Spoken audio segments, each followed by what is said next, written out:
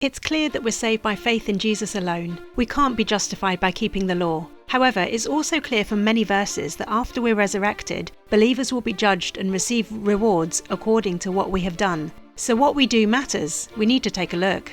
When Jesus returns, Matthew says that he'll judge and reward us according to what we've done. He also says that we'll have to account for every careless word we've spoken. In Revelation, it says that as the seventh trumpet is sounded, the elders around the throne worship God, saying it's time for God's wrath, the judgment of the dead, rewarding the faithful, and destroying God's enemies. As mentioned previously, Jesus comes back at this point. We want to make sure we're not deluding ourselves with a false faith and end up trying to justify ourselves before God, as it seems not everyone who says, "Lord, Lord," will enter the kingdom of heaven, but only the one who obeys God. Jeremiah says that our hearts are deceitful, so we shouldn't rely on how we feel, and that God will search our hearts and minds and reward us according to our deeds. Now these are sobering verses.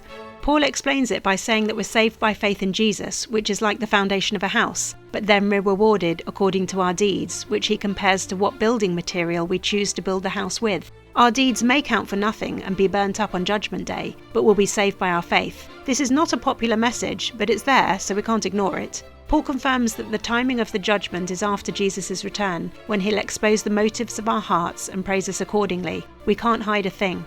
There's no escaping God's judgment, as we must all appear before the judgment seat of Christ, so each of us may receive what's due us for the things done while in the body, whether good or bad. The fact that we'll all be judged should affect how we treat others. So let's be very careful how we live, not as unwise but as wise, making the most of every opportunity because the days are evil. Please like and subscribe for more Bible nuggets from a Hebraic perspective.